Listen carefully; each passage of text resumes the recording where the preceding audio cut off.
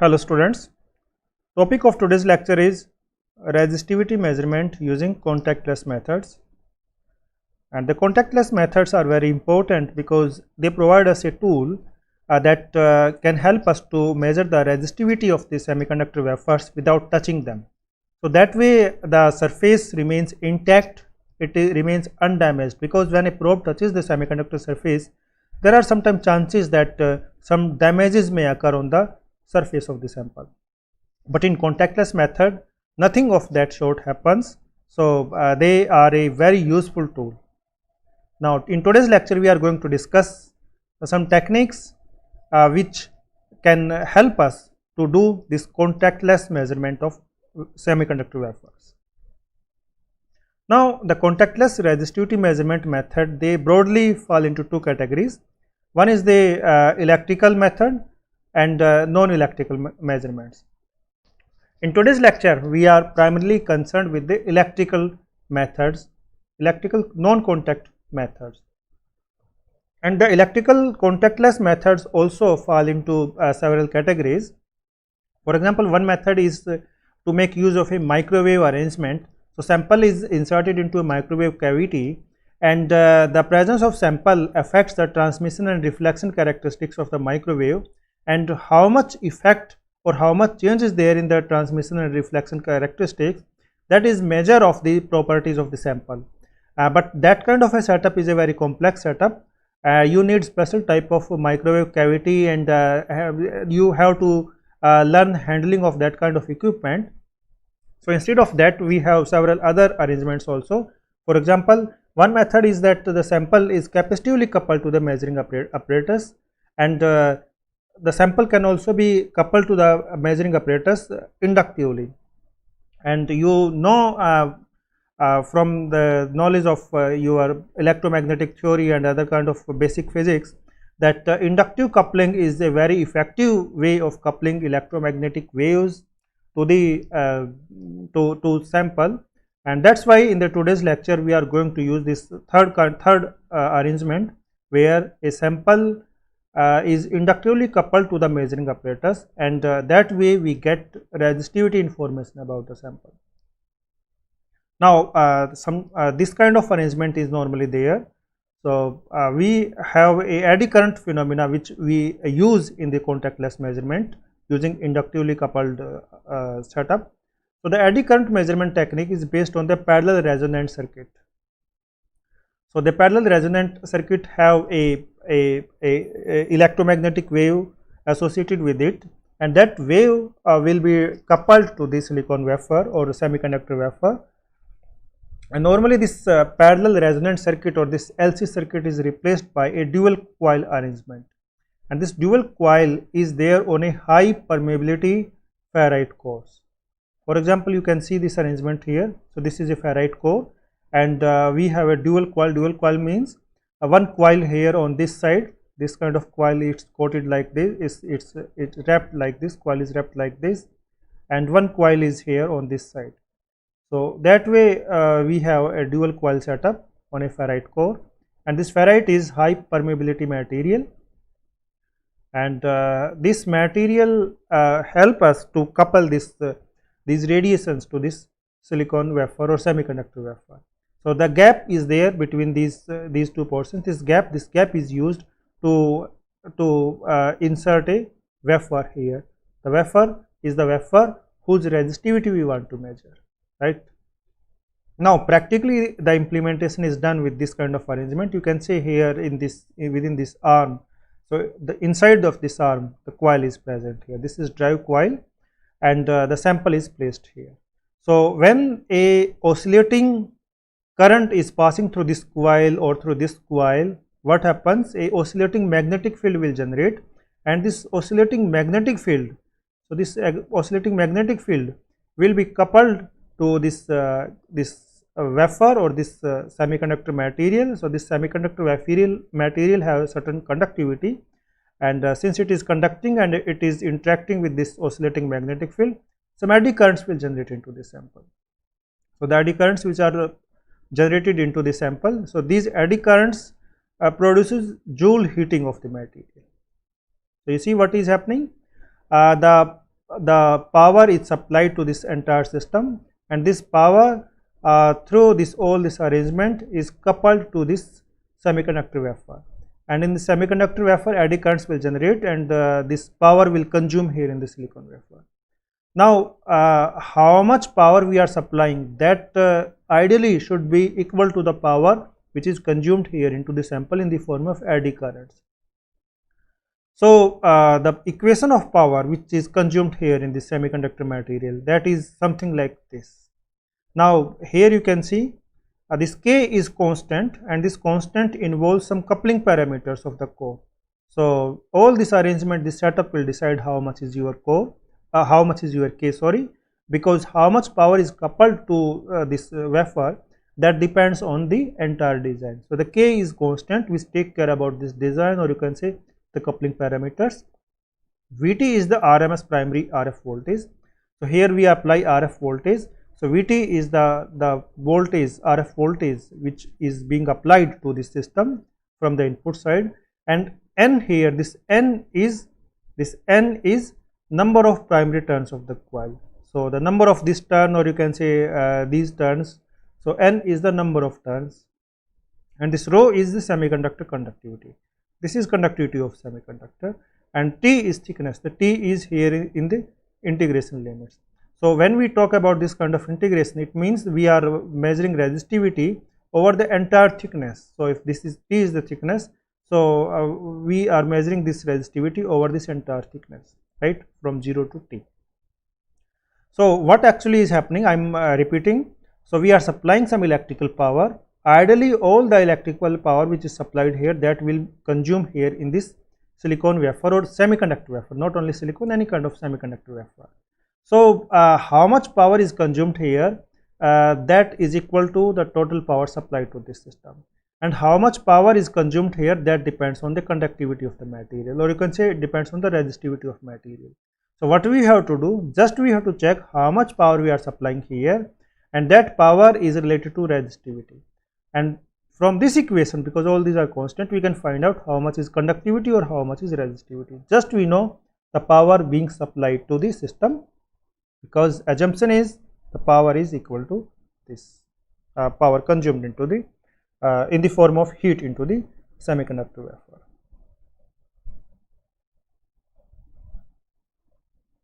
Now that equation of power, so we can simplify it little bit more, because here the power term is there, and we know that power is the product of voltage and current. Vt is RMS voltage, the RMS RF voltage which we are applying here. The It is RMS in phase current which is passing through this circuit arrangement, that is the net power. So if we put the value of this power here in this equation, you see Vt appears here also, but here this is in scale term. So what will happen? So that Vt which comes here because of this power, that will cancel this power here, and we get only Vt power 1 here. So this side only It will left here, and the equation will be modified, and it becomes something like this. And this term, this part, you see this is conductivity, the entire conductivity, net conductivity sorry and this is thickness. So it is something like conductivity into thickness, and you know that conductivity, the conductivity is inverse of resistivity. So here what is actually happening, so we have a T divided by rho, so that actually we are getting here. So here it is conductivity, so if we talk in write it in term of resistivity, it will be inverse of this, right, and dx is your thickness. And you know from the earlier lectures that sheet resistance is rho by T. So if it is T by rho, then it is inverse of sheet resistance, RSH. This is our sheet resistance. So that's why this whole this arrangement is replaced by 1 by sheet resistance, because here it is T and this is conductivity, inverse of conductivity is resistivity, like this. So now you can see that if we say that if Vt is constant, if we keep this Vt constant through some feedback circuit etc., then whatever current is passing in the coil, that is equal to all these things, or you can say that current is inversely proportional to the sheet resistance of the material. So with all these equations, now it is possible, you can see, to find out sheet resistance just by knowing how much current is in phase RF current is flowing into the coil, right? Now the data which we are getting from this equation is sheet resistance, not the resistivity. Our purpose is to find out the resistivity, not just sheet resistance. But for that purpose, we need to know the thickness of the sample also. And before going into that much detail, so first we should understand that there is a limitation on the thickness of the wafer, which we can use here for the measurement. If we want to use this contactless method, so the thickness should be within a specified range, only then we will get some useful result from these equations. So what is that limitations on the thickness? So that we have to see in the next slide. So there is a limit of thickness which can be measured without much error using this technique. So what is that limit on the thickness? In the next slide we will see. And that limit depends on the skin depth concept. So you already, I think, are familiar with the skin depth. So what happens normally? So here we are using alternating current for the measurement, and you know that when a alternating current is induced in a conductor, now this current is not uniformly distributed into that material, rather it is displaced towards the surface. So you know from your high school or secondary school discussions also, suppose this conductor is there, and if there is a AC current which is passing through this, if there is a AC current here, now I am talking about AC current, right? AC current, sorry, this is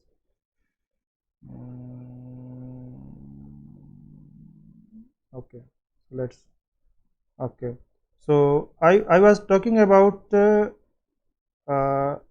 AC current, right? So the AC current means this kind of alternating current. If that kind of alternating current passes through here, then most of this current is limited to the top layers. So and inside this, in the central part, there is no current. The current is normally confined to the top layer of the conducting material.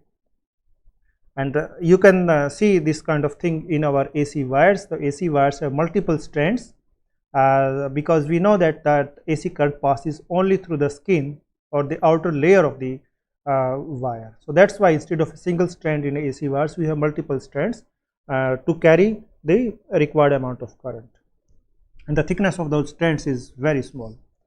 So okay, so you are little bit familiar about skin effect. So but in the brief we will summarize the results of skin effect. You know that if the frequencies are high, because in the current contactless methods which we are using here, the frequency of AC signal is very high, and because of that this current is concentrated in a layer near the surface.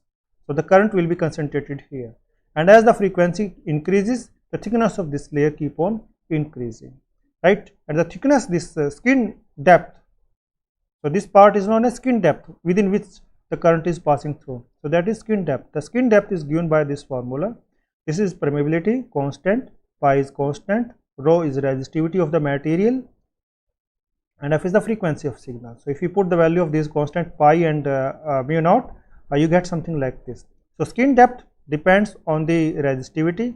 Higher the resistivity, more is skin depth, but it is inversely proportional to the square root of frequency.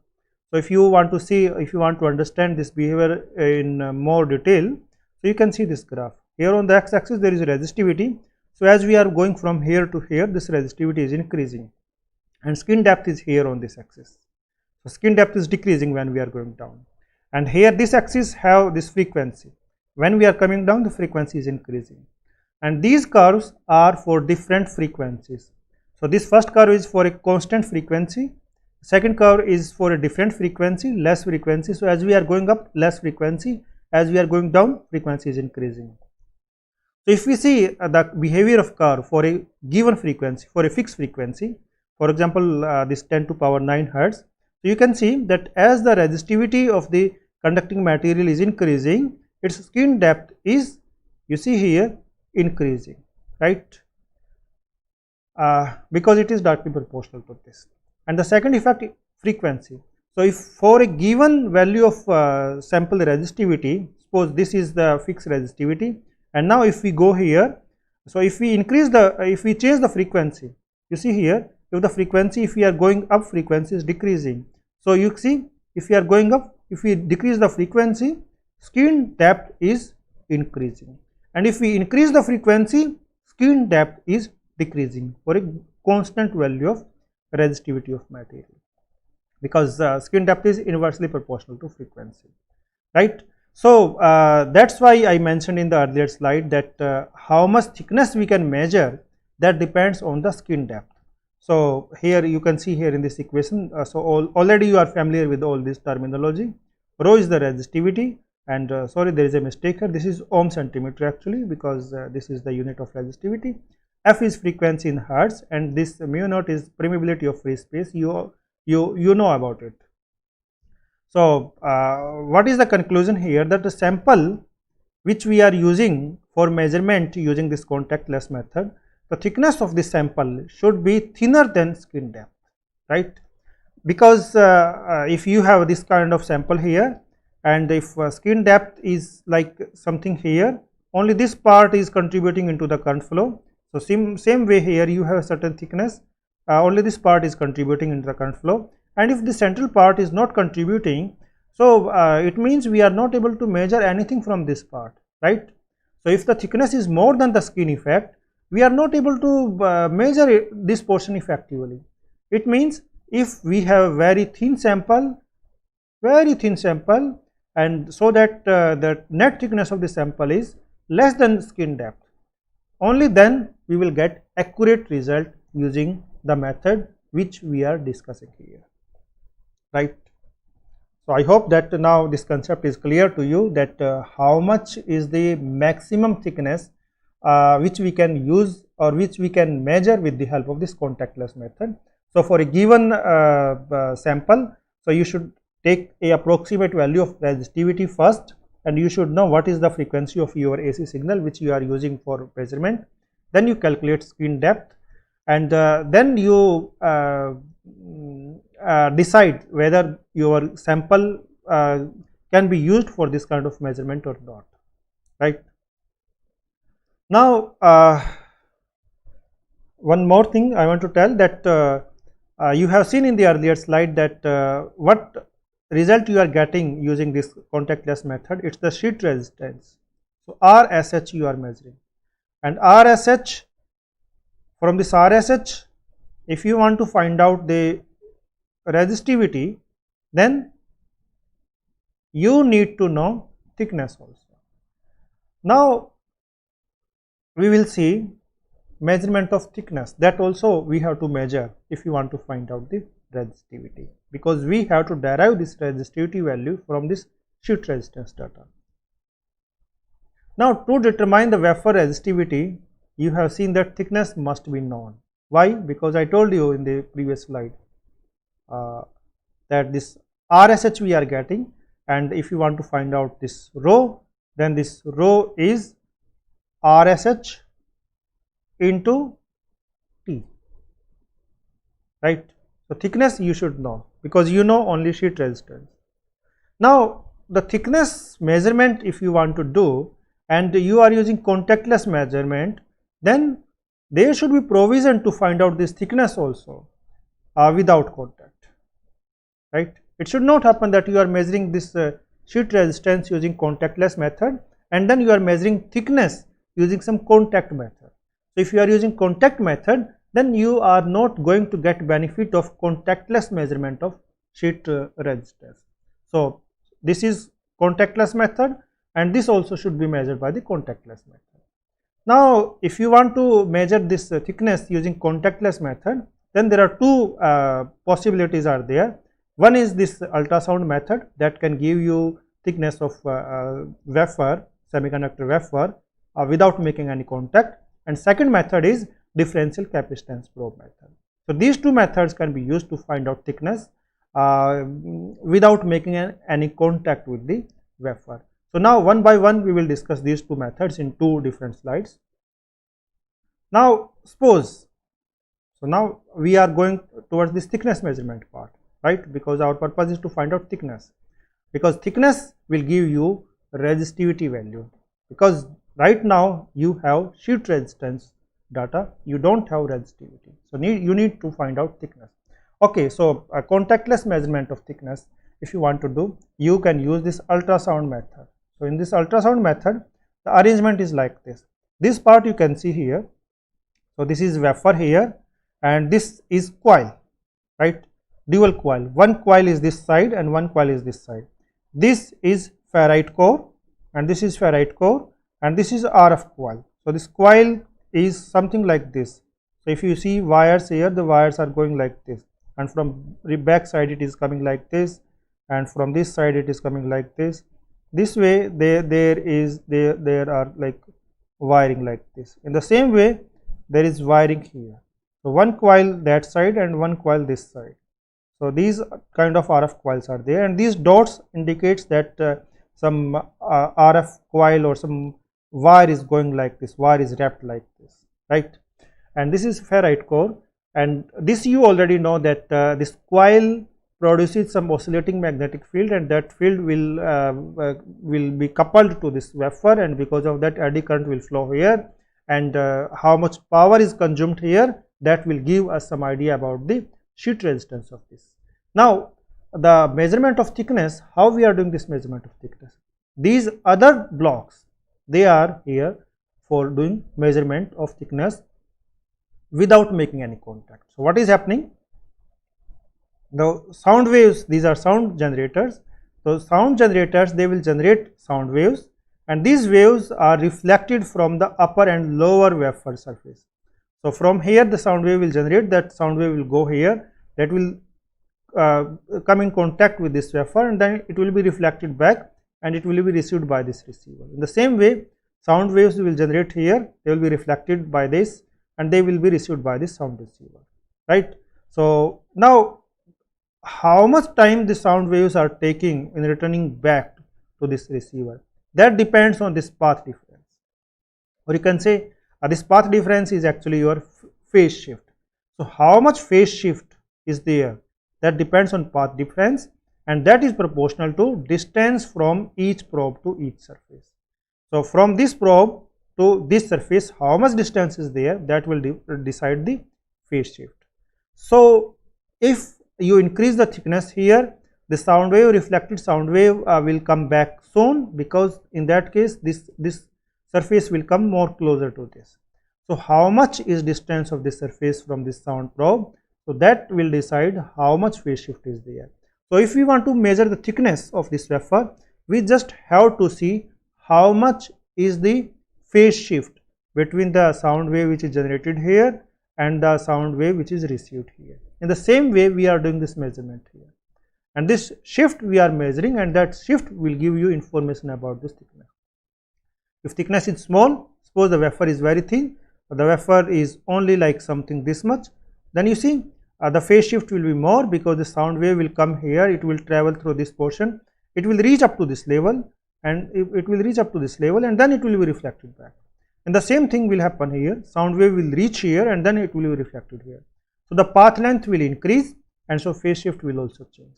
So how much phase shift is there between these two waves, transmitted and reflected? So that gives us some measure or some idea about the thickness of this wafer. So with the non-probe spacing, the wafer thickness can be determined. So in the absence of wafer, we measure how much is the phase shift, then we insert this wafer here. So how much is new phase shift? So both these phase shifts will be different. So the difference of these two will be proportional to the thickness of this wafer. So one method for finding the thickness is this ultrasound method, and you see here nothing is touching this wafer. So sheet resistance we are getting without touching the wafer, and thickness also we are getting without touching the wafer. So thickness, this sheet resistance and this thickness, both will be multiplied together to find out the resistivity of the wafer. Now we discuss the next method for finding out this thickness without making contact, and that method was capacitive. Now in the capacitive method, the arrangement is something like this. So here you see there are two capacitive probes of area A. One probe, this probe A, and this is probe B. and this is area. Goodbye. Right? This Thank is you very area. much. So two probes of area A, they are separated by a distance S. This is distance from here to here. This distance is marked here, from here to here. This is the net distance, total distance between these two probes. So now what happens? This semiconductor wafer is later inserted or held between these two capacitive probes. So this capacitive probe and this capacitive probe, in this space we insert this wafer here, and the thickness of this wafer is D here. Now you see, this is conductive, this is conductive, this is conductive, this is conductive, right? Now we measure the capacitance between these two.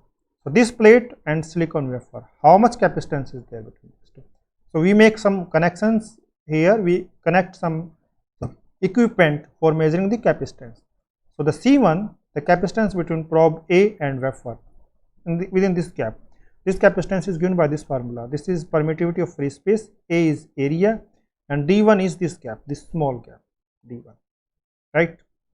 In the same way, we have certain capacitance here also, C2 here, A, D2, right? So this D2 is here because this gap between the wafer and this, right? So you see, there was total distance S between these two probes, but since we are inserting this wafer here, this distance and this distance, they are less now because some part of this total distance is occupied by the thickness of this wafer, right? So from these capacitance data, right, we can measure it with the help of some instrument. We can find out how much is D1 because we know how much is A. That depends on the design of equipment. A we know, this is constant, so we can find out how much is D1, how much is D2. So this D1 plus D2 is the air gap which is still present here, and initially total air gap was S.